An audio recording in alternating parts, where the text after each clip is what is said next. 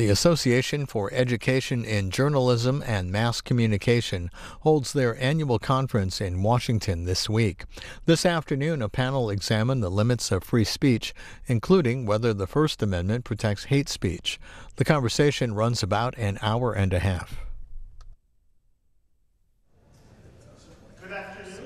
Welcome, everyone. I'd like to welcome everybody to this panel, those of you in the room and those of you joining us via C-SPAN.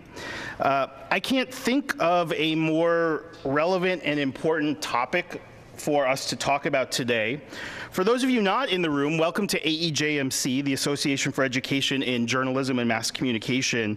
There are 2,692 journalism and mass communication educators here in Washington this week for our annual convention of AEJMC. I am Jason Shepard, Associate Professor and Department Chair at the Department of Communications at California State University, Fullerton. This session is jointly sponsored by two divisions that I've long been involved in for nearly 15 years, the Law and Policy Division and the LGBT Interest Group. It's titled True Threats, Hate Speech, and the Rise of Trump in America. Does the First Amendment protect too much offensive speech? So I have 5 distinguished panelists with me. The plan for today is as follows. I'll give some brief introductory remarks and then introduce our panelists, who will each provide some initial thoughts and commentary about the research and advocacy work they're doing in this area. Then I'll ask a few questions of our panelists and get hopefully a robust discussion going. And finally, I'll reserve the last half hour or so for questions from the audience. So let's begin. The First Amendment has long stood for the proposition that offense is not a valid reason for government to censor or silence speech. 50 years ago this very summer, a 19-year-old man named Paul Robert Cohen was arrested inside the Los Angeles courthouse for wearing a jacket bearing the words, "Fuck the draft." By a single vote, the US Supreme Court overturned Cohen's conviction. Justice Harlan wrote, "While the particular 4-letter word being litigated here is perhaps more distasteful than most others of its genre, it is nevertheless often true that one man's vulgarity is another's lyric. Indeed, we think it is largely because government officials cannot make principled distinctions in this area that the Constitution leaves matters of taste and style so largely to the individual." Offense has long been a contentious concept in First Amendment law. In 1989, the Supreme Court, again on a 5-4 vote, struck down state laws punishing the burning of an American flag. Justice Brennan for the majority wrote, quote, "If there is a bedrock principle underlying the First Amendment, it is that the government may not prohibit the expression of an idea simply because society finds the idea itself offensive or disagreeable." The Supreme Court has applied that First Amendment principle fairly consistently in the past 2 decades. The Westboro Baptist Church, for example, has a First Amendment right to protest outside the funerals of soldiers in ways that most of us find repugnant. And last year, the Supreme Court, in a trademark case, ruled that the government couldn't ban a band from using the term "the slants," despite the word's offense to Asian Americans. One important case presented something of a middle ground when it comes to one particular virulent form of expression, that of burning of a cross. 15 years ago, the US Supreme Court decided Virginia v. Black, a case involving a Virginia statute that made it a felony to burn a cross on someone else's property, and stipulated that the burning of a cross was prima facie evidence of an intent to intimidate. Although the court ruled that states, consistent with the First Amendment, may ban burning crosses with the intent to intimidate, disagreement existed over whether cross burning could be treated as prima facie evidence of an intent to intimidate. In recent years, new waves of controversial speech and speakers have swept across the United States, reigniting a debate about whether the First Amendment should provide protection for hate speech and other offensive messages. From college campuses, events that many of us have experienced on our own college campuses, to Twitter, we've seen free speech become a mantra for vitriolic trolling and personal attacks, sometimes with harsh consequences. Similarly, violent clashes in cities like Charlottesville, Virginia, Atlanta, Georgia, and St. Louis, Missouri have resulted in calls to change laws related to protesting, with some suggesting free speech shouldn't protect speech that denigrates others. In today's climate, just where are the boundaries? How much offensive expression must we tolerate? How do we combat racist, sexist, or homophobic viewpoints within the marketplace of ideas? When does such offensive expression cross the line into unprotected categories of speech, such as true threats or incitements to violence? Clearly, we likely won't come to a definitive answer to these questions today, but for all of us, especially free press and free speech scholars, exploring the answers to these questions must continue to be one of our priorities. So let me begin by introducing our first speaker. Rodney Smalla is Dean and Professor of Law at the Delaware Law School of Widener University in Wilmington, Delaware. He was previously the 11th president of Furman University in Greenville, South Carolina, the Dean of the Law School at Washington and Lee University Law School, the Dean of the University of Richmond Law School, the Director of the Institute of the Bill of Rights Law at College of William and Mary, and Senior Fellow and Project Director of the Washington Annenberg Program at Northwestern University. Smalla is a nationally known scholar on matters related to constitutional law, civil rights, freedom of speech, and mass media, particularly matters related to libel and privacy. So please welcome Rod Smalla. Thank you. I'm deeply conflicted over the answers to the questions that you've heard posed and that we'll be talking about, as are many of the students we teach on our campuses and many of our colleagues in the university setting, and I think as a large part of the United States population is deeply conflicted.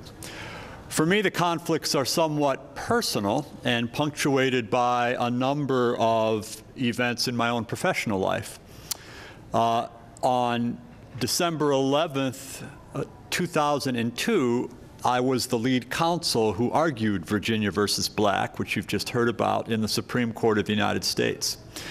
And when I argued the case in the United States Supreme Court, I was filled with cocksure certitude that I knew exactly what the Supreme Court should rule. That it should hold that there's a distinction between hateful speech and hateful conduct, and that it should not rule that the mere brandishing of historically racist symbols like the burning cross or a swastika could be banned in our society, that the court had to instead wait until there was a palpable threat or a genuine incitement. But as Oliver Wendell Holmes warned us, certitude is not the test of certainty. We have been cocksure of many things that were not so. A year ago, today, I was asked to represent the various racist and white supremacist and alt-right groups that had been staging rallies throughout the summer in Charlottesville, Virginia, and that were on the verge of conducting the Unite the Right rally on August 11th and August 12th, what would be the coming weekend this current August. And I declined that representation.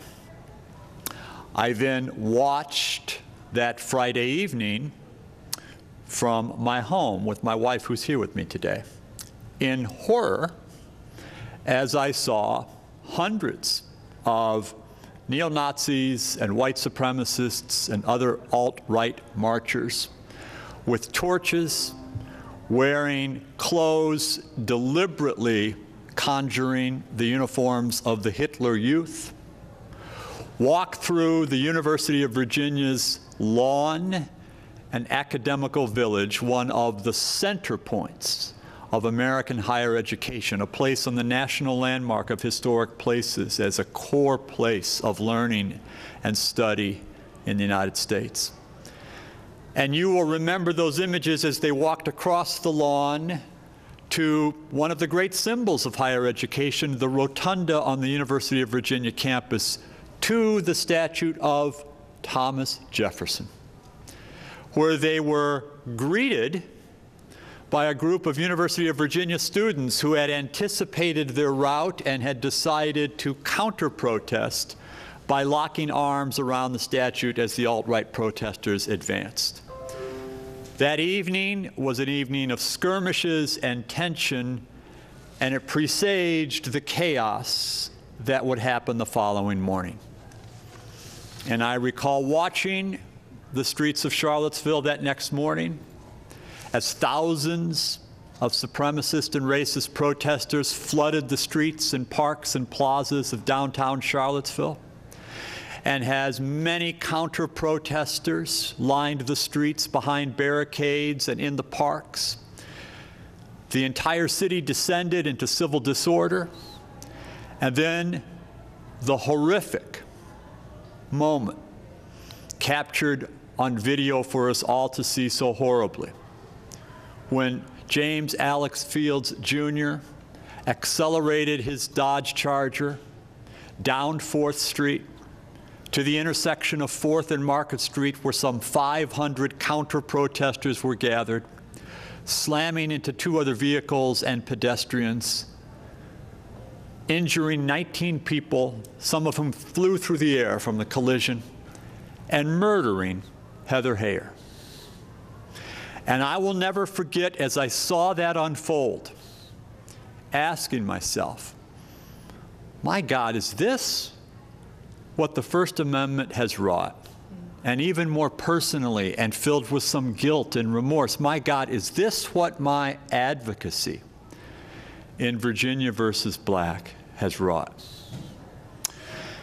As it turned out, a few weeks later, I was asked to serve as the First Amendment advisor to a task force that had been assembled by Virginia Governor Terry McAuliffe to study the events in Charlottesville.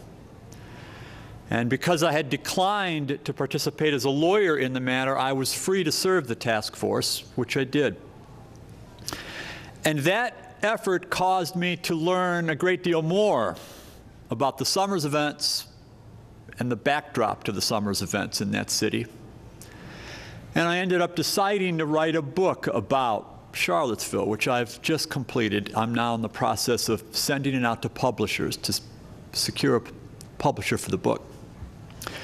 And the writing of that book was for me a very painful and poignant re-examination of much of what I had taken as orthodoxy in my professional life as a First Amendment lawyer and scholar. I thought back to the oral argument in the case, which took place not far from where we are right now in the Supreme Court building. And I remembered the tension in the courtroom that day. And I've since come to think that the oral argument in that case was in some ways a window on these conflicts more illuminating than the Supreme Court's ultimate decisions, which were already described for you in a kind of confusing potpourri of different opinions by the justices. I'll never forget the moment in that argument where just a few feet from me, Justice Clarence Thomas, who rarely speaks from the bench, as Justice William Brennan never spoke from the bench, Justice Thomas spoke. It was the first time he'd said anything in 7 years on the Supreme Court. And in a powerful, powerful baritone voice in which he was shaking as he delivered this Shakespearean soliloquy, he said, "I think the burning cross is like no other symbol in America. I think it is always used to instill fear and to terrorize a population." It's a powerful moment that I came to think about again 15 years later when I watched the events unfold in Charlottesville.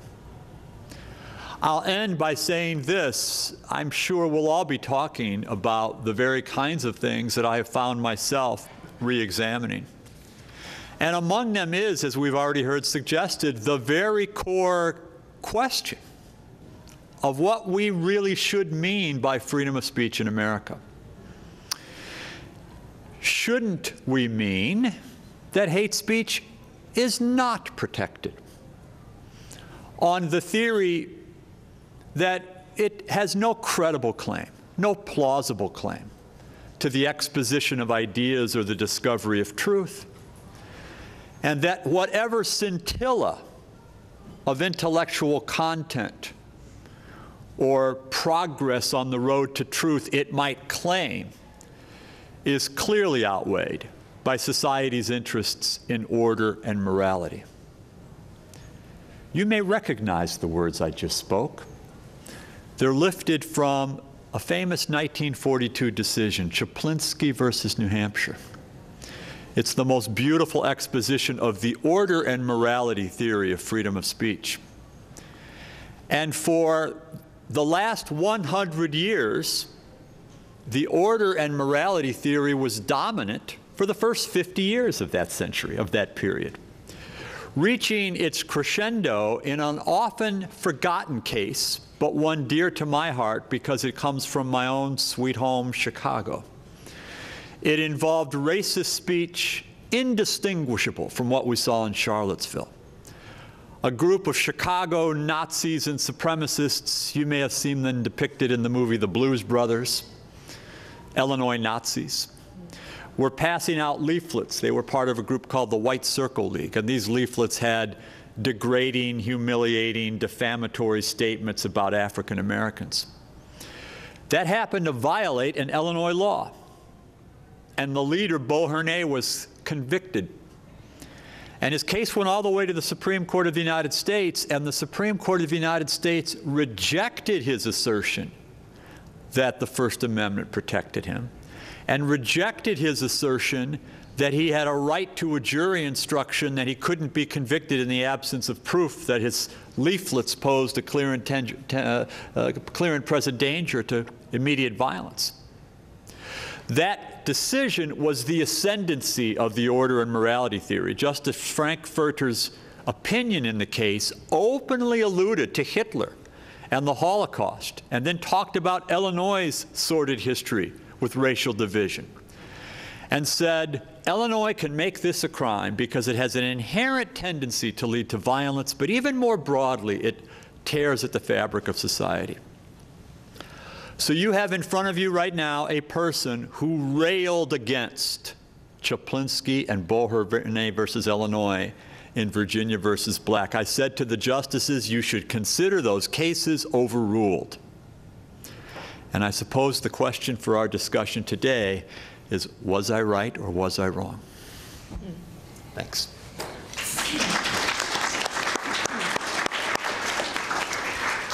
Our second panelist is Joseph Kabowski. Joseph Kabowski is an assistant professor at the University of North Carolina, Chapel Hill. His creative and professional work, as well as his research, focuses on diversifying and disrupting strategic communication, public relations, and advertising. Joe's professional career began in Los Angeles, and he has since obtained a JD and PhD. In addition to his strategic communication work, he maintains his law license in the state of North Carolina. So please welcome Joseph Kabowski. Thank you for having me. I think you will hear a theme today of unsurety of many of us. I think Jason did a great introduction of all of the things that we really consider in this space. I always like to start these panels in some ways not for the people in the room, who there are many law and policy experts here who this is well known, but I know there are people watching at home, and Chelsea and I are also here representing the LGBTQ interest group here at AAJMC. And a common thing I see all of the time in all of our public examples where we discuss things like free speech often relate to things like Roseanne or James Gunn. Apparently Disney's been busy this year. But we often see, right, whether we agree with someone's tweet or whether we agree with whether someone got fired, that I think from a public understanding, it's many a time that we have people go, whatever happened to free speech, right? And the thing that I think we often forget is we talk about it so colloquially that way, right? And the public does. But of course, those of us on the panel, are well aware that our First Amendment started with Congress, right, shall make no act. And we're talking about government restrictions here on the First Amendment. And I think that's an important thing to note, just because the public discourse is often so separated from the reality of what we're actually talking about. As far as today's panel topic, it's a question: does the First Amendment protect too much offensive speech? I always feel obligated to give an answer, even though I never like binary categories, perhaps, as a queer individual. I guess if you made me answer that question, I would have to say, does the First Amendment protect too much offensive speech? No, it does not. The principles, right, that you discussed are well known throughout the court. I think in some ways the courts across these issues, and I want to be very careful here that we're actually talking about very different things, but all together, right? We've got true threats in our title. We talk about hate speech, and then we also talk about offensive content. So I'm taking those things collectively, and I want to focus on two things from our perspective. And when I say our perspective, this is a common perspective amongst many legal scholars, I think, with LGBT backgrounds, but I want to emphasize certainly not all. So I never like to feel like I'm speaking on behalf of the community of which I am. That said, there are two rationales that I think are really important that still makes me fight for this right, this principle, for people that often say the most detestable things about people like me, other minority groups, etc. The first being, especially when we talk about areas where we have carved out, right, areas that are not protected. Obscenity.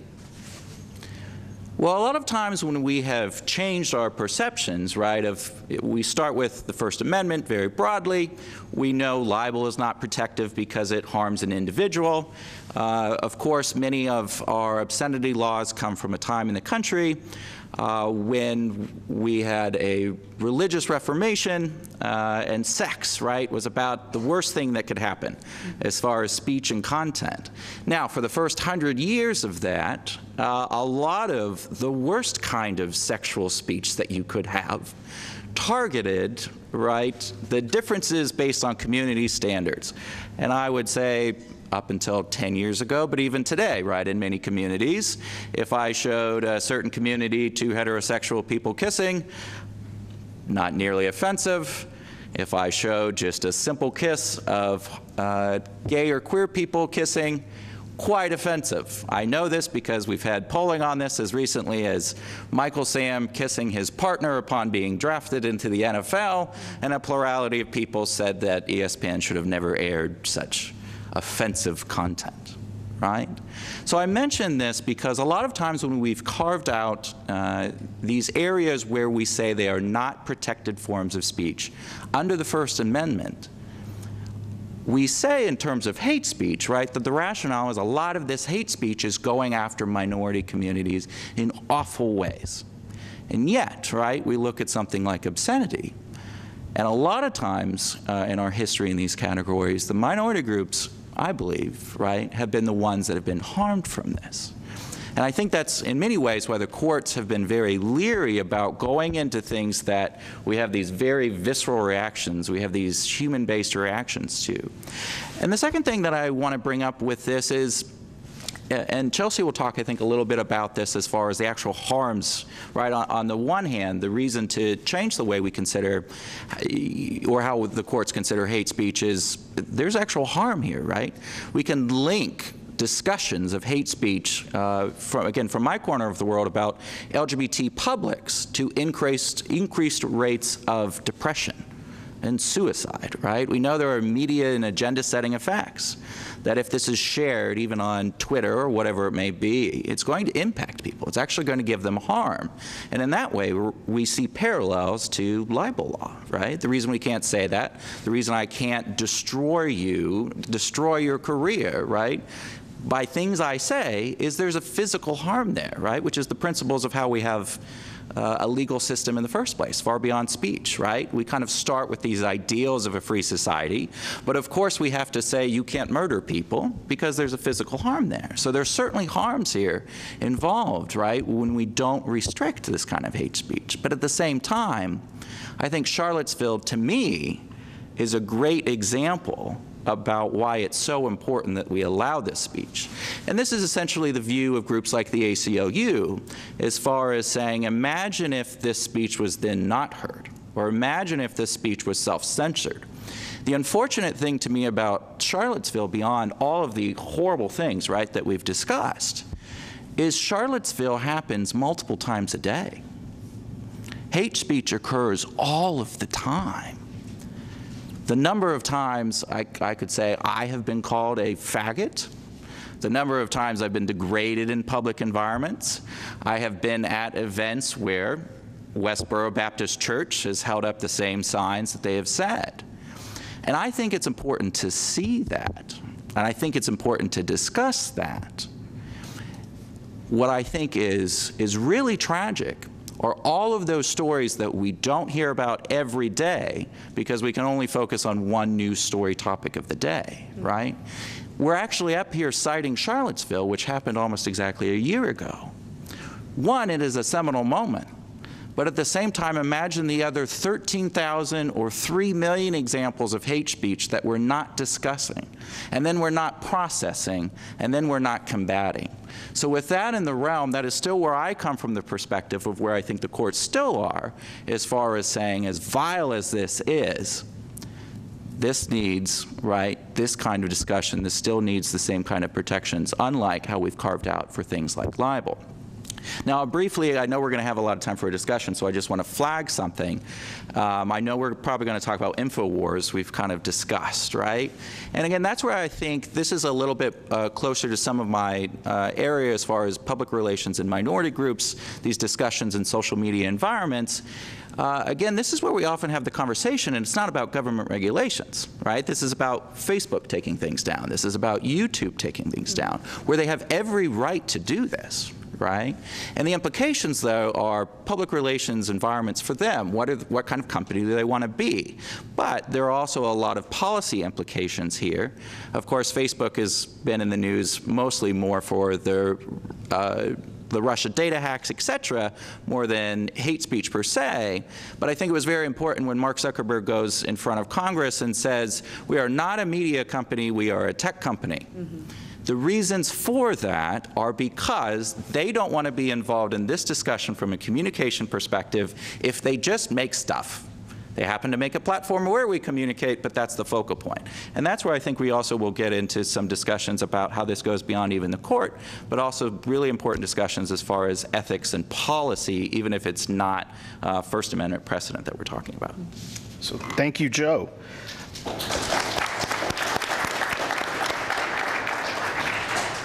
Our third panelist is Chelsea Reynolds. Chelsea Reynolds teaches classes on journalism and digital media in the Department of Communications at Cal State Fullerton. I'm very proud to brag about hiring Chelsea on our faculty.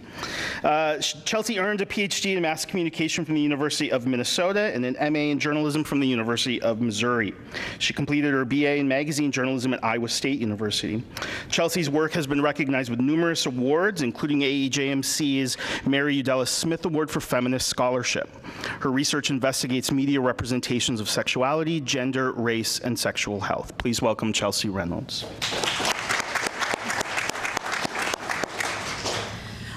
So I'll follow up this discussion, which is primarily focused so far on hate speech, with a discussion of reprehensible speech made by communities that are marginalized in the public sphere. I should preface this, I am not a legal scholar. I'm a scholar of representation and sexuality primarily, so my discussion will focus on those issues which I'm most familiar with. As a queer woman, I think it's important that we recognize that queer people are marginalized in both the mediated sphere in mass media and also digitally in online communities. So I'm going to talk a little bit about Craigslist, Backpages.com, and two new laws which have recently recently passed called FOSTA and SESTA, which are anti-sex trafficking laws.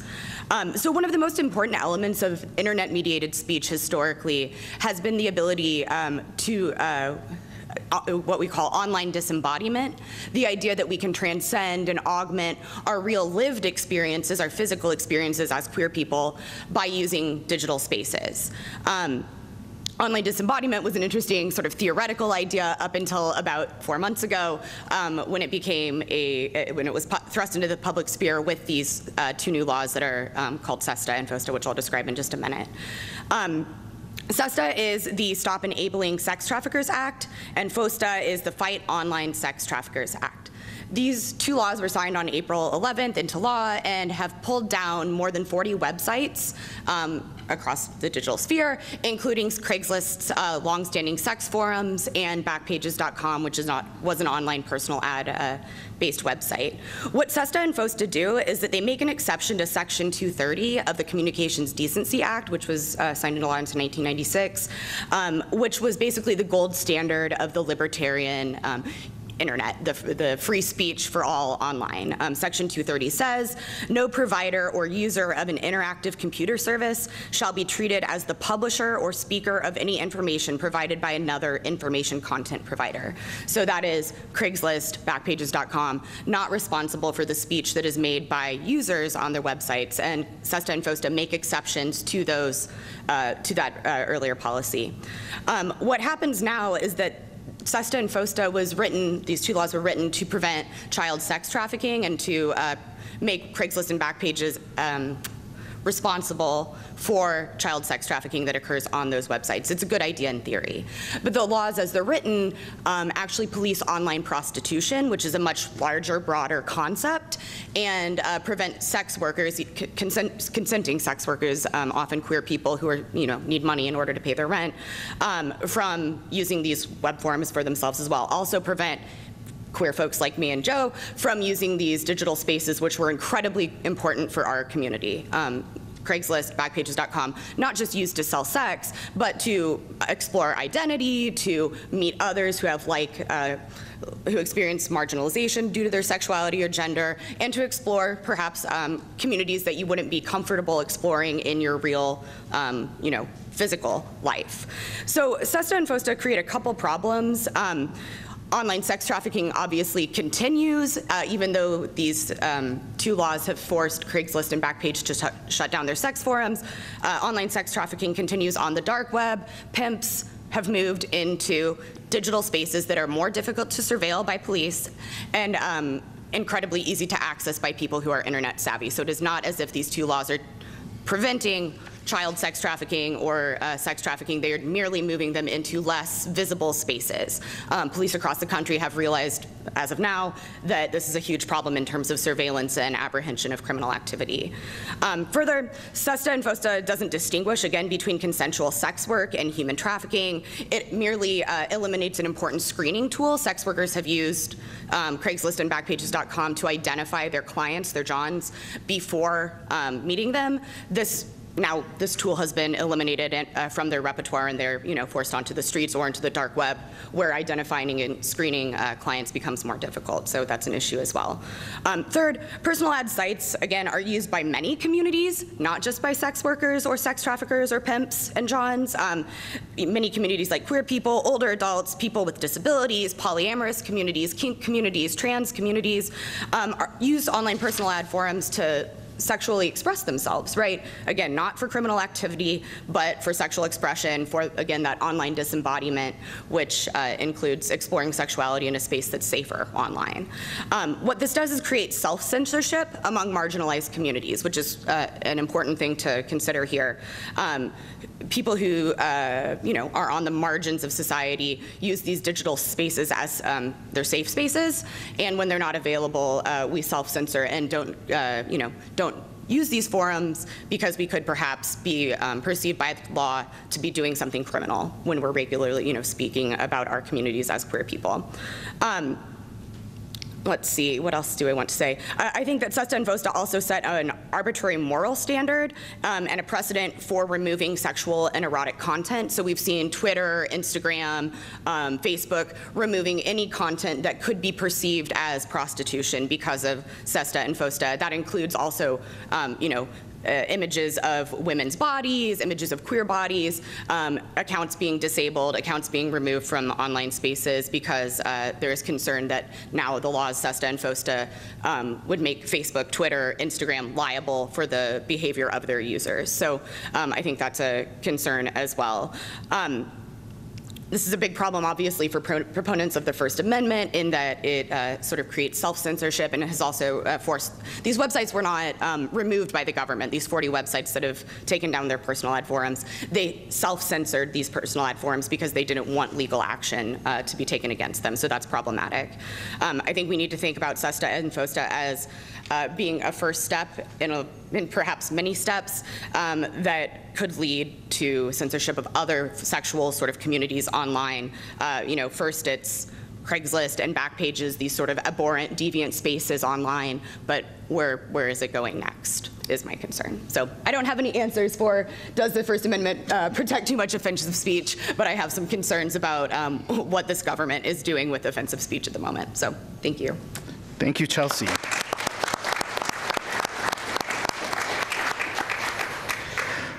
Next, Sally Ann Cruikshank is an assistant professor in the School of Journalism Strategic Media at Middle Tennessee State University.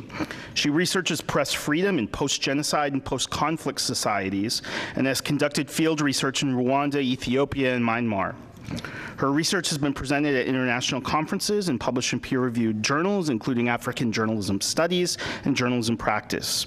She received her PhD from the E.W. Scripps School of Journalism at Ohio University, following several years working as a television news producer for CBS in Miami and Pittsburgh. Please welcome Sally Ann. Well, I'm going to take us out of the U.S. just a little bit to talk about the genocide in Rwanda. And before you think, well, genocide is a stretch for what we're seeing today in the U.S. and this discussion over hate speech, just bear with me for a second because I think it's actually way more relevant than a lot of people think it would be. The Rwandan media played a key role in the 1994 genocide that left at least 800,000 people dead. Particularly, I'm going to talk today about RTLM, which was a radio station. And this radio station was an active participant in the genocide, and it is kind of the model for if you want to marginalize and dehumanize a group of people, and then make it okay to physically attack them. This radio station is the model for that. The Hutu Power Party founded RTLM in July 1993, so about a year before the genocide started. And when it went on the air, it was the only radio station besides the government station to air. And instead of the dry official information that the Radio Rwanda gave the people, it presented a very colorful cast of DJs. So the DJs came on the air, they started popularizing call-in shows. So you could call them, request a song for your boyfriend or girlfriend, you could wish someone a happy birthday, and they played very popular Congolese music, and they immediately branded themselves as the voice of the people. It started out as a really great, happy, easy radio station to listen to, and then once they had their audience, and once they had branded themselves as the voice of the people, they started to slip in anti-Tutsi propaganda. And before you knew it, the Tutsis were being called Inyenzi, which means cockroach. And the next thing you know, they started singling out Tutsis and Tutsi sympathizers and dehumanizing them and branding the Tutsi as the enemy of the people, which is a phrase that should sound familiar right now. And then once the genocide was actually underway, they went as far as urging people to kill Tutsis. There was a broadcast where they said, if you see a pregnant woman, don't forget about the baby. And at some point in time, they were saying things like, look at a person, notice his height and physical appearance. If you see his pretty little nose, smash it. The importance of the radio was actually highlighted in the movie Hotel Rwanda, which a lot of people have seen, where there was a convoy. The UN was trying to evacuate some people from the country, and the radio station found out about it, aired it, the convoy was stopped, and they had to turn around and go back. And that's there are some issues with that movie, but that is a pretty accurate representation of what happened. While this was all going on, the head of the U.S. or the UN peacekeeping troops in Rwanda, Lieutenant General Emery Dallaire, he has said before and during the genocide that the radio contained key points for what was about to happen. Initially, those signs were missed because the UN peacekeeping troops didn't have the capacity to monitor the media. And I think that a lot of times people, because it went unnoticed, they didn't realize what a key player the media was becoming in the anti-Tutsi propaganda. When the peacekeeping force finally realized what was going on, Dallaire appealed to the United Nations several times, both before the genocide and during the genocide, to have the radio transmission blocked. But it was denied. UN leaders argued that jamming the station's frequency would be an international law violation, or also it was expensive to block the radio station, which I think you could make a very, very good argument that if the radio station had been intervened earlier, it could have had a much different, a different course of action. Finally, in a couple of other notes that are worth mentioning here, 2 years or a year after the Rwandan genocide, a station in Burundi started a similar approach to hate speech. And at this time, the United States actually put in a plan in place to block the radio transmission. And in 2003, the International Criminal Tribunal for Rwanda convicted 2 directors of RTLM of several crimes, including genocide, the direct and public incitement to commit genocide, and crimes against humanity. And they played broadcasts from RTLM in the trial, which made a huge impact on the decision. And in its judgment, the trial ruled, quote, that RTLM was, quote, a drumbeat calling on listeners to take action against the enemy, and that they had whipped people into, quote, a frenzy of hatred and violence that was directed largely against the Tutsi, and that people should be aware of the power of the human voice. And so, I think a lot of people have misconceptions about the role of the media in the Rwandan genocide. They think that it just started out as hate speech, but that's not how it went. It's subtle, and that's why I think it's really important to discuss some of the questions that we have around this, because as a press freedom scholar, it is a very difficult question. I defend free speech and press freedom to my very last breath, but also it is important to pay attention to the nuance, and it's not an easy thing to define this line between this is protected speech and this is hate speech, but it is very important because words matter. When you work to dehumanize a group of people, it makes it much easier to yell things at them or to attack them without warning on the street. And we're seeing more of that happen. Charlottesville was a turning point, but like you said, there are incidents every day where someone is yelled at or attacked or discriminated against. And so I think it's really important to have these discussions, as difficult as they might be. Thank you.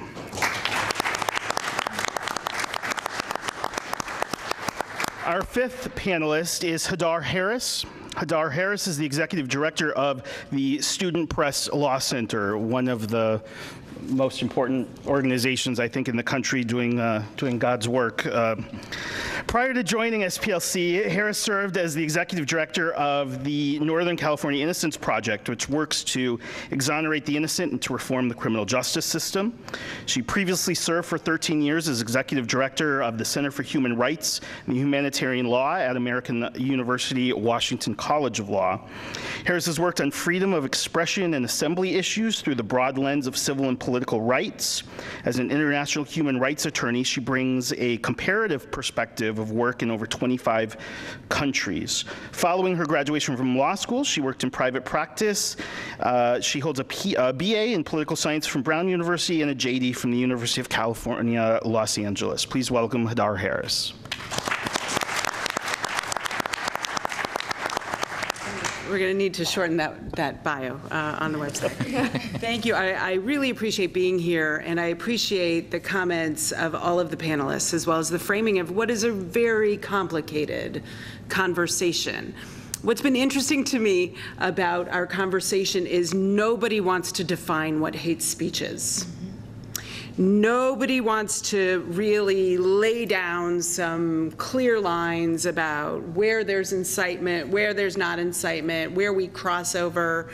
And even, in the beginning of our conversation, we talked about, should we be overturning kind of established, really basic tenets of law, because maybe the world has moved past that. And we'll come back to that, I'm sure, in our conversation. I've been given the job of cleaning up, which, we'll talk about afterwards, because how hard is this? But because I've been given that job, I also have the flexibility of adding a few more things into the conversation.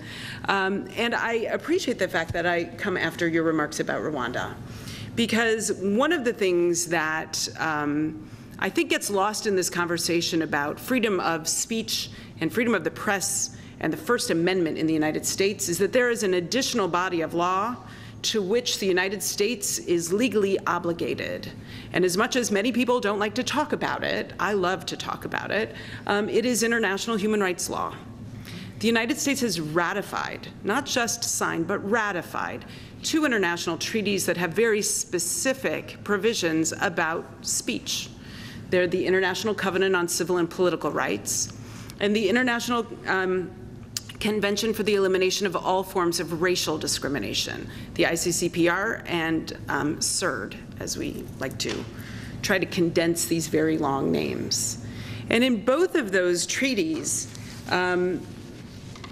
there are provisions in the ICCPR, the Civil and Political Rights Treaty, that talk about freedom of expression, and that is protective of freedom of speech and freedom of expression, freedom of the press.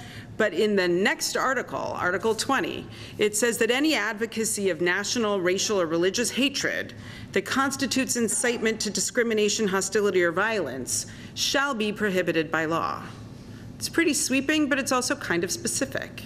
And so it's an interesting frame to put to this side.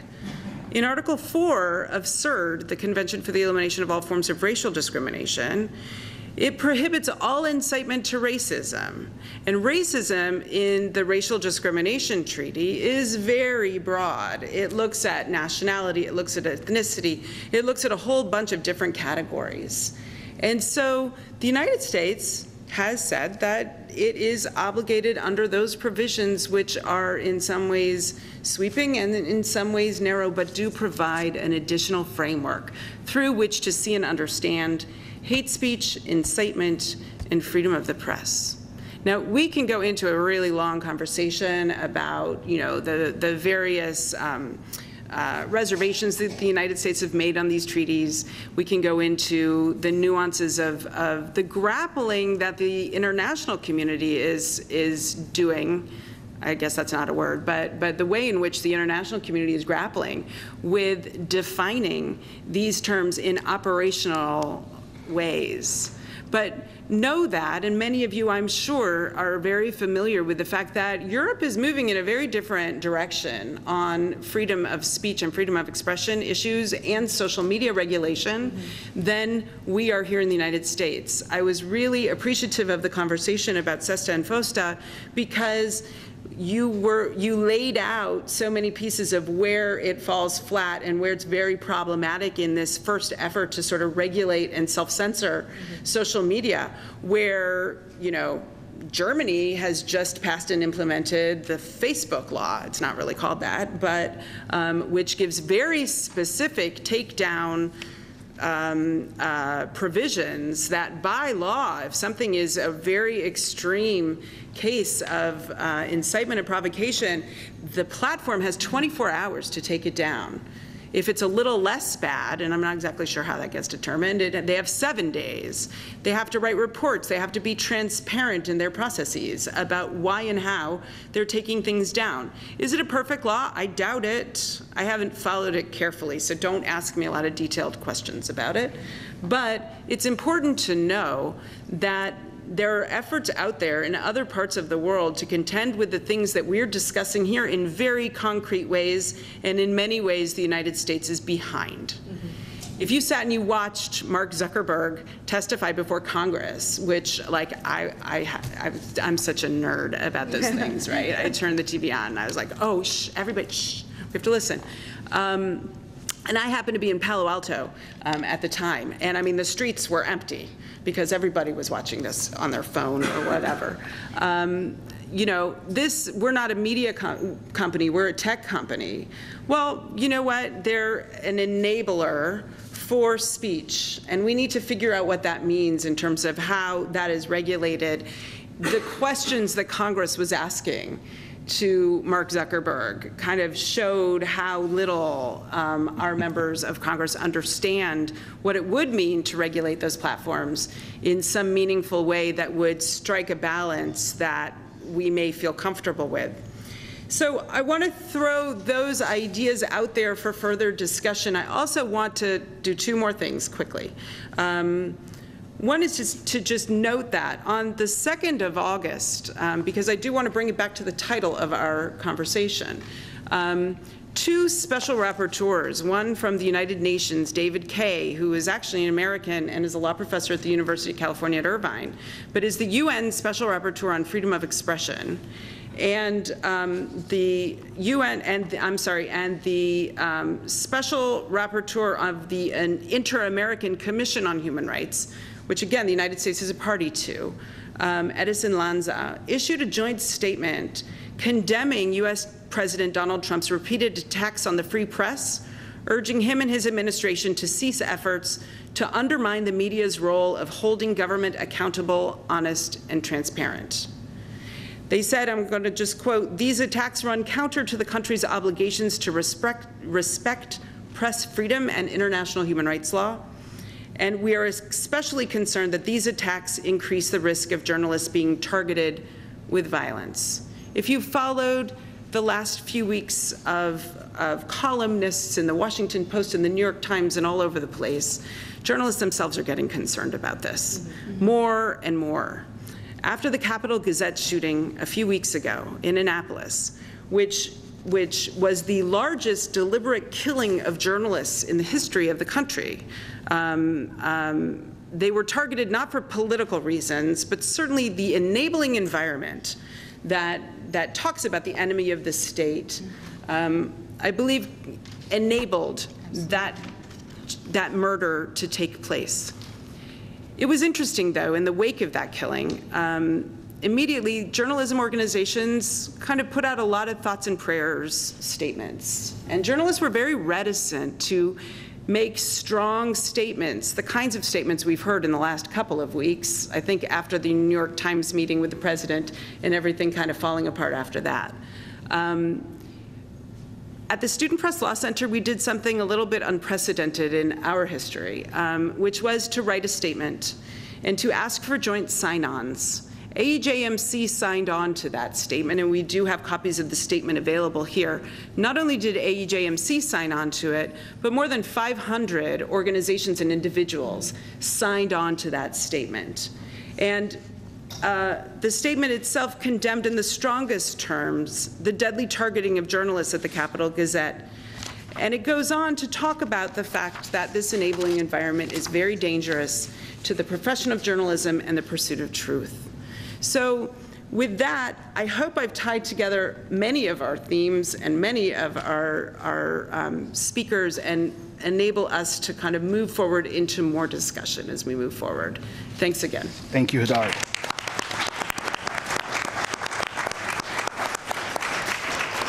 So we've heard quite a range of thoughts and comments, some that a thread running through comments and others somewhat disparate. A couple of things that struck me as interesting. We had queer scholars arguing that we should let hate speech be out in the open, and that the historical gains that minority communities have made has come in part because of free speech principles. We've heard a little about the role that media through propaganda have played elsewhere in encouraging genocide, and fears about similarities to some of the more extremist expression today.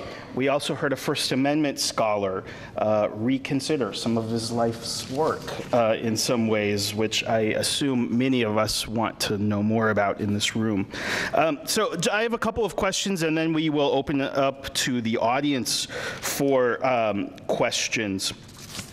For anybody, one of the key tensions, I think, that we all are struggling with on this issue is that, especially those of us First Amendment scholars, believe to our core that sunshine is the best disinfectant, and that if expression gets out in the open, we have this maybe misguided belief that truth will ultimately prevail, that a clash of ideas will result in good overcoming evil. On the other hand, we can recognize that there are some forms of what we're inartfully calling hate speech that has no value in the marketplace of ideas. So how do we hold those two thoughts in the same head? Don't all rush at once. Well, I'll take issue with the premise of the question. And I think that the simplistic narrative that I usually give, which is wrong, is that for the first 50 years, the order of morality theory dominated American free speech law. And then it all changed in the 60s, as all of everything in life changed in the 60s. And we flipped over to the marketplace, Holmes, Brandeis, classic kind of libertarian theory. And the reason that that narrative is erroneous is that, in fact, what happened is that in the open marketplace, we made that flip. So Paul Cohen's able to wear the F-bomb on his jacket in the open marketplace. It was actually a Los Angeles courtroom corridor, but it's considered part of the public spaces of society. But we have not abandoned the order and morality theory in vast parts of American life, either culturally or legally. We haven't abandoned it. So, for example, formal First Amendment doctrine retains the Chaplinsky theory for public school children and public school teachers. The American workplace is not an open marketplace, Brandeis free speech. Neither the private nor the public workspace, neither government employees nor private employees could wear Paul Cohen's jacket to work. Good luck with that. There are many places in our society in which we've said, in these spaces, order, morality, decorum, respect for human dignity trumps wide open expression. No pun on the president intended. And so one of the fascinating ways to grapple with some of these is not what's the speech, but where's the speech, and to look at the setting rather than the content. And I think one of the reasons we've had such strong debate at Missouri, Yale, Middlebury, Berkeley, name your college, probably every college every one of us is at, is that there's been this fascinating contest over the idea of a university. I mean, to me, one of the interesting things about Charlottesville is that the speech took place both on the UVA campus and in the general marketplace on the streets of Charlottesville. Bart Giamatti, who many of you remember as commissioner of baseball, but I remember him as president of Yale, described Yale as a free and ordered space, a fascinating juxtaposition of these two different concepts. And so when you see, as I did my own daughter who was at Yale, when there were a lot of highly virulent confrontations with administrators there a couple of years ago, and she and her friends were in the midst of all that, what I think you see is a challenge to the kind of First Amendment theory we all grew up with. And I said, and so many of my colleagues said, oh, you guys don't understand free speech. But I now realize how arrogant I think I was. It's not that they don't understand it. They have this different conception of it, or they have this different conception of at least what the rules of the game ought to be on a campus. They think it ought to be a place where there's community, where there's intellectual discourse, where there's respect, where there's responsiveness to sexism and racism and homophobia. And they really resent it when they think that all speech is equal in that context. That's enough from me. I'll be quiet. Anybody else like to enter into that foray? Well, I'll just jump in and say that as someone who studies genocide, I'm not surprised by any of it. I'm especially, generally anyone who is planning a genocide or wants to go after a group of people, there are two groups that you start to target first. One are educators and science, and the other are the media. And back before the current president was just running for office, when he looked like a long shot, I turned to my friends and I said, it is only a matter of time before a journalist is murdered in this country. Because and I know the shooting was, the person had a beef against the newspaper, but his speech and the speech of his supporters makes it okay for people. They are dehumanized, and so it leads to this. And so while it is all well and good to hope that we will use free speech responsibly, that is rarely ever the case. And I mean, probably what I study makes me a little bit cynical in this, but the troubling thing is it's a step-by-step process that you have seen repeated throughout history. And we're seeing the first, I believe personally, we're seeing the first steps now. It sounds extremist, I know, but you can track it through history. And the first step is, trying to undermine science, creating debate where, educated people go after each other instead of, what they're working against, and then also targeting the media and journalists. Well, unfortunately for some of us as queer social scientists in media schools, we're screwed, I guess, on that. But I say that, it's a sad joke, but I say that because it still, shapes my perspective on it. I want to kind of answer the question and then thread it back to a lot of what Hadar was pulling through together. You said, where is the speech occurring? And then the other question, I think, that's part of that is then who is the actor that is regulating that speech, right? Because traditionally, it sounds very easy to actually apply our First Amendment principles when we say government, not government. And then we get into university space and we try to hold that together, and it gets messy, but we try. But then again, everything changes in the 60s, right? We look at, related to speech, we look at acts, voting rights acts and related abilities where we say, again, from a law and order perspective, from a civil society perspective, there's no way we can operate as a society when a restaurant in Georgia says you're African American, you cannot eat here. We have the same question this year, right? As far as, does the same apply in wedding cakes or flowers, right? So the actual actor there is a private person in terms of commerce. There is some type of regulation, but it does get grayer than I think we pretend we kind of operate it as a 35,000-foot view. I think one of the, again, going back to themes, one of the defining problems here, there are a few that I see from all of our comments. No one wants to define it. From the left, the right, whatever perspective, no one necessarily wants to agree on what is hate speech. Again, as queer scholars, we can say this is hateful to us on one side, and then on the other side, as queer individuals, we can say we're very leery about any kind of universal government rule that says, you know, this is how you should treat X population because we've been treated that way. And then for every Rwanda that we have, we see the negative effects. Domestically, we see the negative effects of this speech in terms of Charlottesville. And then we look at the opposite in Eritrea, where we have complete government control. I teach a course in China now where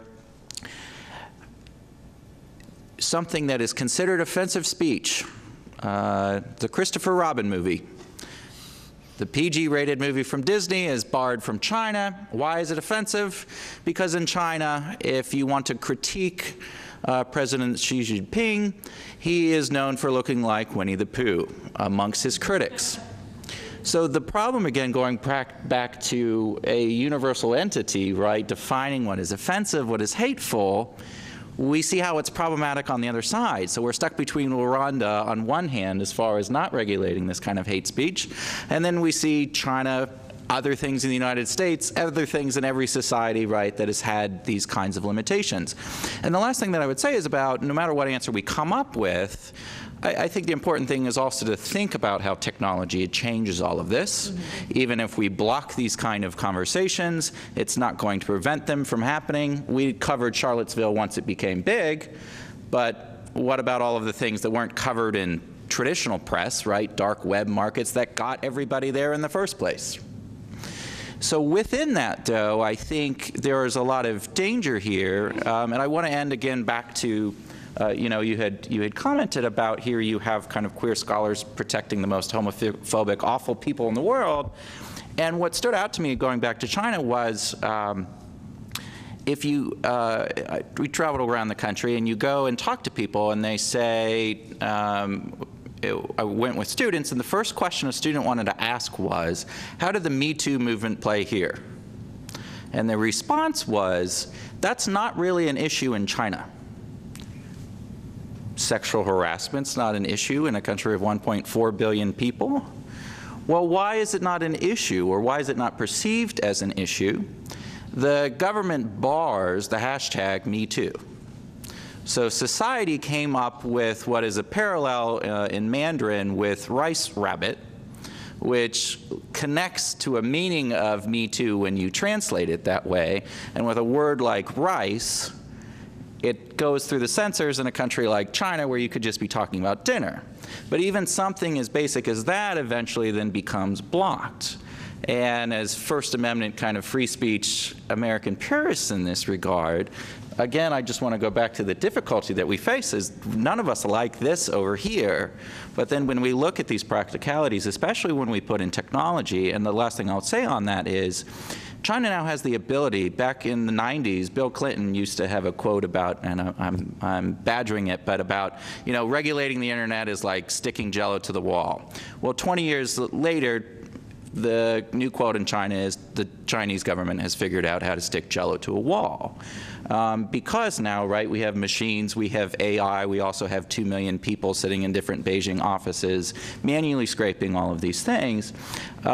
Couple that then with facial recognition technology, eavesdropping, et cetera, right? Even back in, again, our day when we're talking about things like privacy in one's own home, we had government actors literally raiding your home. So now, certainly when we're talking about First Amendment and privacy at the same time, it's very easy to see how problematic this gets if we were able to try to implement these things when we have technology that takes us to a whole different issue of privacy when we actually try to implement it. So let me ask just one last question before we open it up to audience questions, and maybe this is for the lawyers on the panel. Are our laws good enough as they are, at least in First Amendment doctrine regarding true threats and incitement to violence? Can't we say that the First Amendment does not protect expression that is deemed a true threat? The First Amendment does not protect incitement to violence. Are those standards not good enough? They are not. Why? That's it. They are not. Because, You know, just taking for a second what we've just talked about, because there was a lot there, really a lot there. You know, I think that this debate around free speech is a debate that is being co-opted for a lot of political reasons. Mm-hmm. And I hearken back to the war in Iraq, when the language of human rights was actually co-opted to justify the war in Iraq. And the language of free speech and free speech on campus, I think, is being used a lot in a similar vein. And so I want to be really careful as we're thinking about that and talking about that. Somebody said earlier, all speech is not equal. And that's a tough one for First Amendment scholars to wrap their head around. But this idea that there are different platforms that manipulate the way that you understand speech and that filter speech so that you see it and hear it and understand it according to what an algorithm tells you to understand, and that there are psychologists involved in helping to figure out what it is you should see or shouldn't see, and how that debate is curated on a social media platform, I think is extremely dangerous. I think the fact that internet platforms don't have any responsibility at all to be transparent in the way that they maneuver that algorithm. They have no responsibility whatsoever to tell you what you're seeing and why you're seeing it, how you're seeing it, what they're taking down and why they're taking it down, how they're deciding how to take it down. Mm-hmm. And one of the greatest solutions is, oh, well, they should self-regulate. I just, with all due respect, and I'm from California, I've just moved from the Silicon Valley back to Washington, D.C. So I've been deeply enmeshed in the culture out there. I don't think that's going to happen, because they don't see themselves as media companies. They see themselves as tech companies. And for the public companies, their bottom line is their bottom line. Google is thinking of going into China and censoring Google in China as a decision, a business decision. That's very problematic. So is it enough? It's not enough. How do we resolve it?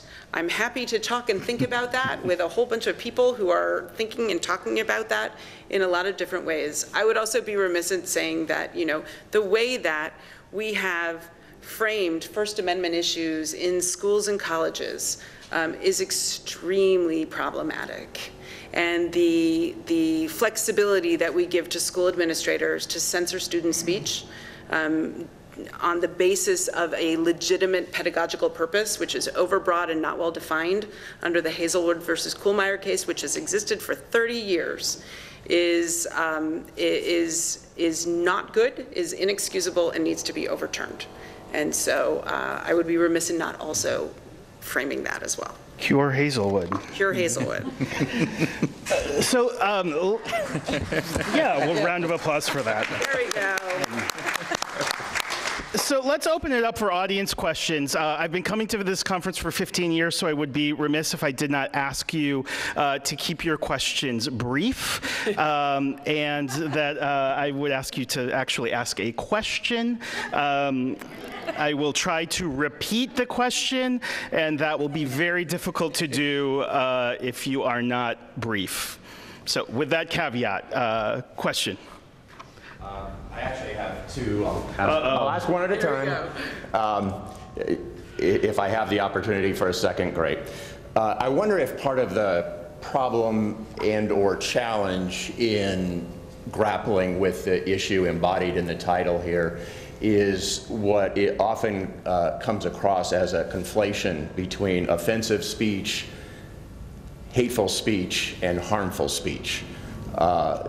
There's a strong argument, it seems to me, that they are not one and the same. And in fact, I would point to a comment made a couple of minutes ago where it was expressed that hateful speech does not have value.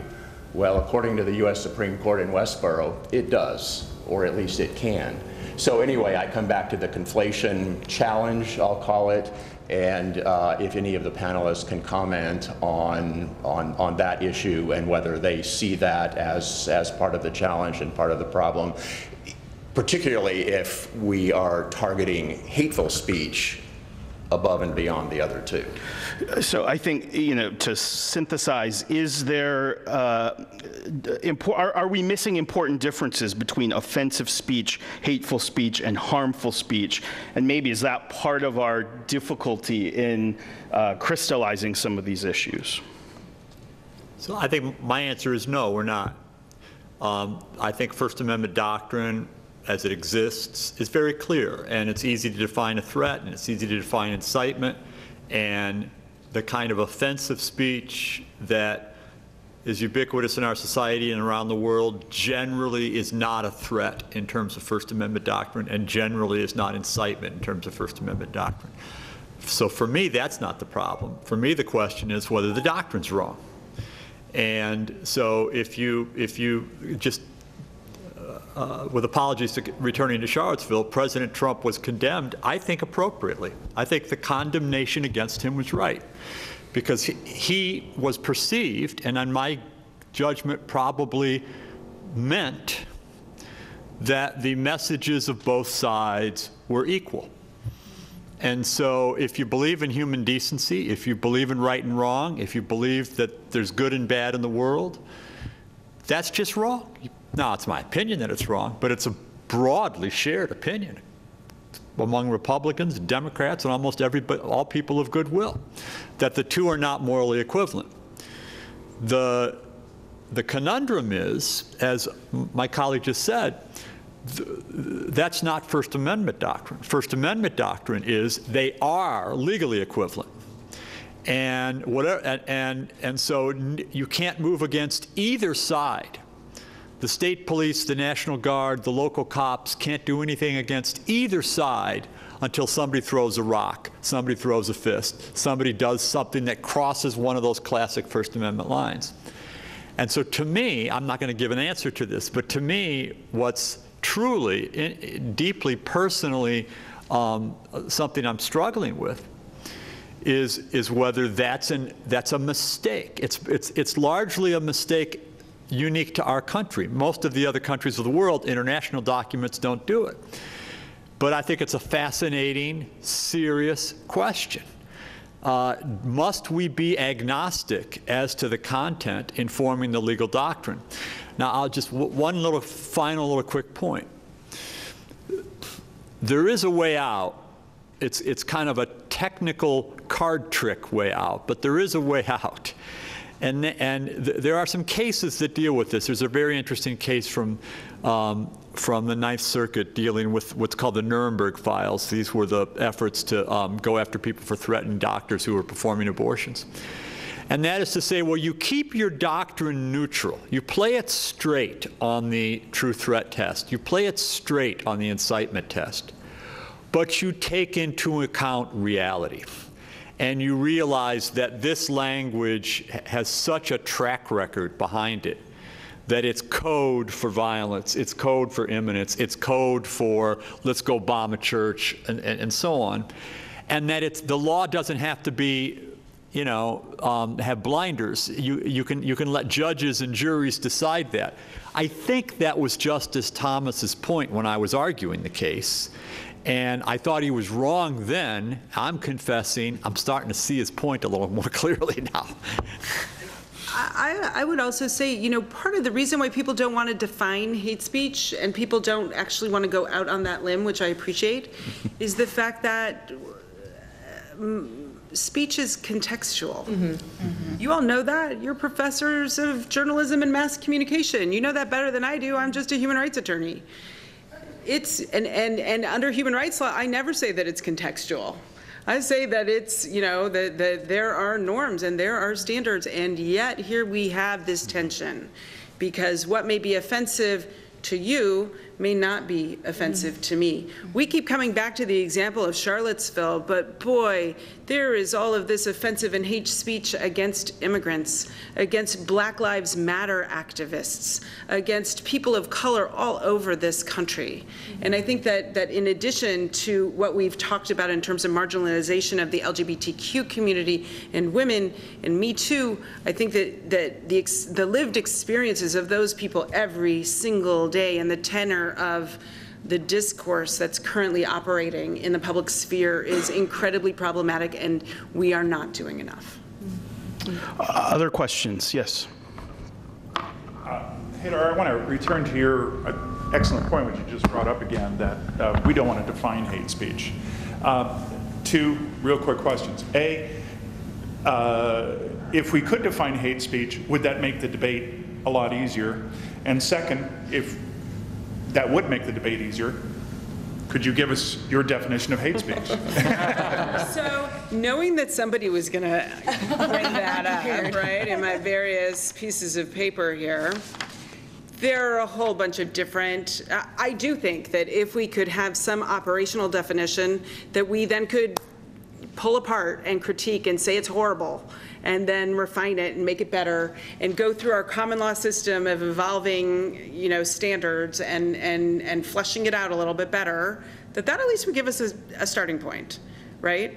Of course, we want the best example of that possible, and not start with a really lousy example of that. I do not profess to have that example. But you could say in the most broad and legalistic way, you know, that it incites violence or prejudicial action. Again, note that that is contextual. Against, I used to be a law professor, so I will show you where all the commas are and pick apart exactly what I'm throwing out at you.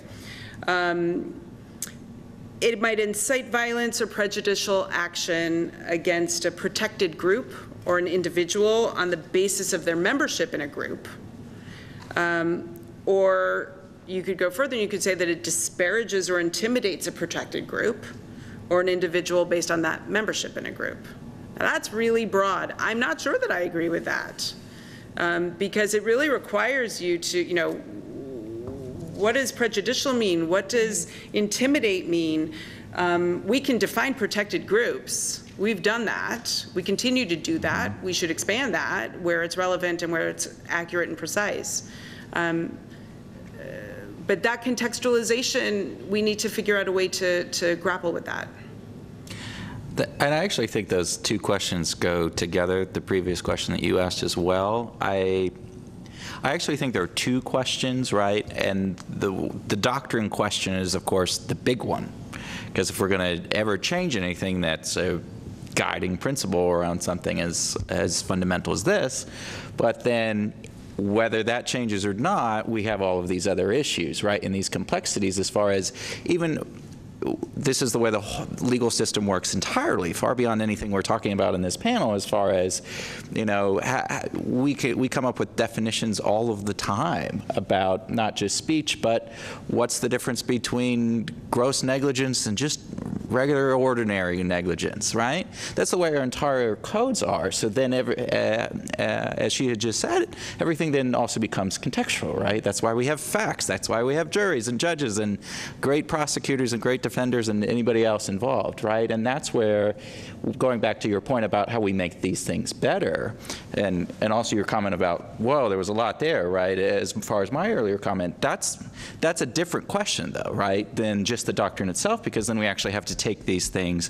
one very specific question at a time, and when we don't, I think we also get back to your point as far as this is how First Amendment, you know, the mention of it not only can get politicized, we lose the point of what the question is in an educational environment, certainly in a policy argument, and I don't think that should ever be discounted. Going back to the very early comment of, we saw how Congress dealt with Facebook.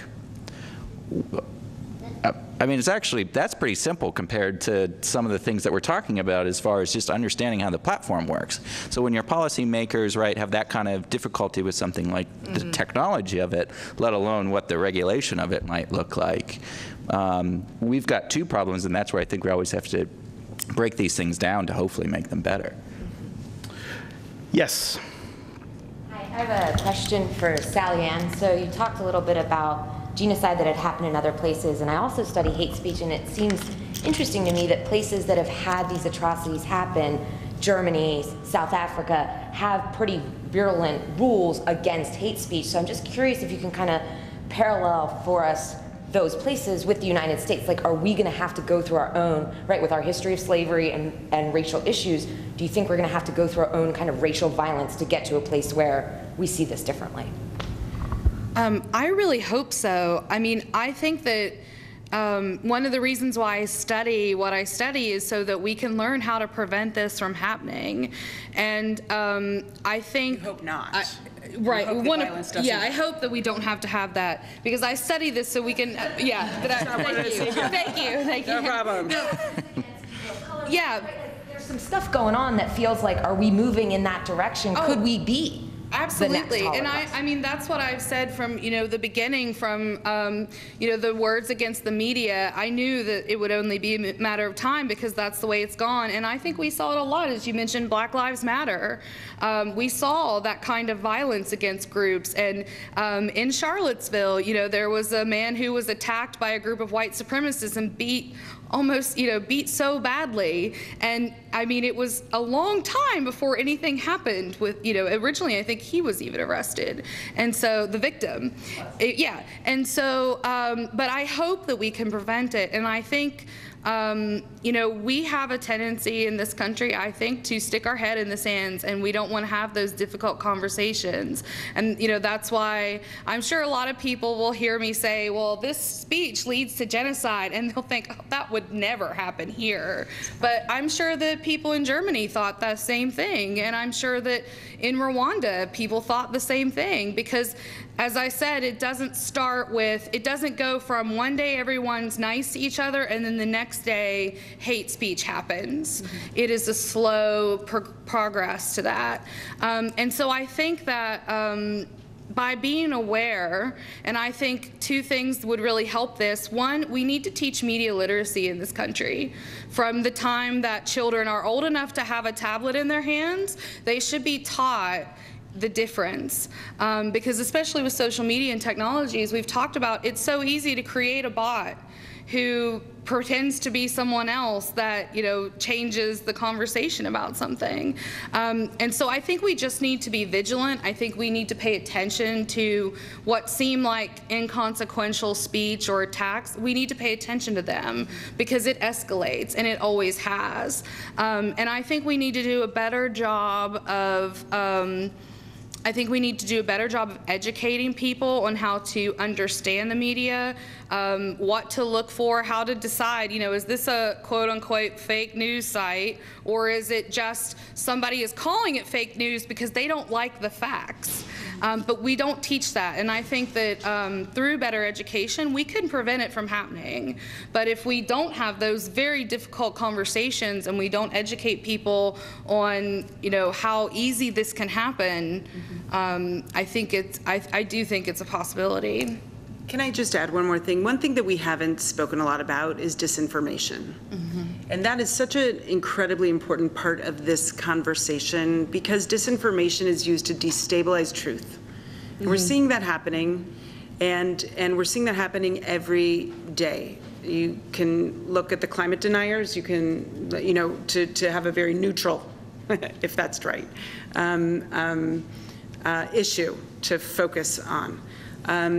And so as we're talking about, this conversation has ranged over so many different issues about private actors, public actors, government authorities that we haven't talked really that much about, but legal doctrine, and the responsibilities of each one of those actors, each one of those platforms, the who, the how, the where, the speech.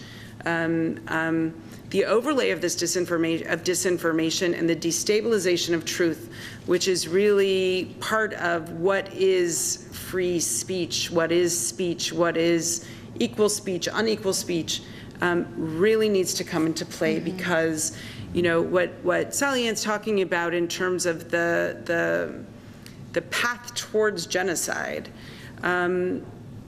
all of it started very normally. Mm-hmm. And Absolutely. in fact, genocidal policies were all legislated into law, and it was all law.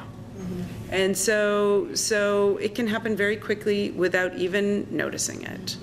And I'll just quickly add also to expand upon that, that was also a huge feature of RTLM. They would take stories and embellish them, and to make, if two people had a fight, when they told the story, it was the Tutsi had, slit the guy's throat and beat him, and when it might not have even been that, it might have just been a verbal altercation. And so that disinformation, that is a huge part of it, because, people, the people who perpetrated the genocide, they thought that the common people who participated, not the leaders, but the average person who participated, thought they were saving themselves from being attacked by their enemy. It's all the politics of fear. It's the politics of fear. And so that's what you have to pay attention to, is when people are promoting fear, people will do things to defend themselves almost as a preemptive act. I'd be remiss if I didn't just mention the previous questioners, Caitlin Carlson from Seattle University, who gave an amazing paper last night, really about a lot of the themes that we've been talking about, analyzing Facebook posts that have been taken down as hate speech and the inconsistencies and challenges of applying hate speech rules on Facebook to what content they're being removed. And one of the most alarming findings, I think, from her paper and presentation was just how much really hateful speech there is on Facebook, and the struggles to determine what standards are used, and how things that are personal attacks directed at individuals in really hateful terms are still being left out. And I hope that paper gets published as an example of great research at this conference that our colleagues are doing. But it's so relevant to a lot of the stuff that we've been talking about. So we have time for just one more question. Jasmine. So the First Amendment ratified has a check on the power of government to curtail expression, right? But it seems that our jurisprudence in the United States has become agnostic to issues of power with respect to speakers. So whether it's a speaker that's a bot spreading disinformation, or a speaker like Richard Spencer, who has power in that he is a man, he has a platform, he has money backing him. So I was wondering what your thoughts are on the agnosticism that we have regarding jurisprudence and freedom of expression regarding power, and taking power, or being, ignoring power as a factor in our decisions about what is protected expression, or what should be protected expression in the United States. I think toward the discussion that we were just having about, who's in the authority to make decisions about what's protected or not protected, especially in technology. Sophia Noble has written a book recently called Algorithms of Oppression. If you haven't read this, read this, teach it to your students. It is so important to acknowledge that the people who create code, which determines what is, what is expressed online and what is okay online, is important for us to consider. For instance, if you were to type on Facebook, "men are trash," your profile will be deactivated. Why is that, for instance, considered, hateful speech on Facebook? Well, because the people who wrote the code at Facebook are, white men who don't want that being spoken. So I think we need to consider who's in power in determining what is considered, protected versus unprotected in different digital spaces. Again, I am not a legal scholar, so I've been quiet on this panel, but I do want to speak to power in that way, and Sophia Noble's Algorithms of Oppression would be a good place to start for reading. I think, I just want to say that's a great point. I mean, it's a great thing to consider. And I think, going back to one of my points about technology, that's where whatever we decided here and gets messed up very quickly, because as you said, what if it's a bot that did it? Well, I think most of us would be like, well, these protections don't go to the bot. But then in a world where this is going to be run through artificial intelligence, the designer, the speaker, once it becomes the bot, once it becomes the AI individual spreading the hate speech on behalf of a Russian government, or a domestic actor, or a hate activist, or whatever it might be, these questions, we've already seen how complicated they are today, and that's my fear, is with technology over the next now, but especially over the next 5 or 10 years even, and we're already there, this is going to be a completely different panel every 2 or 3 years that we do it. So on that note, watching our time, it's a perfect way to end. Thank you, panelists, and thank you, audience members, for attending this session today.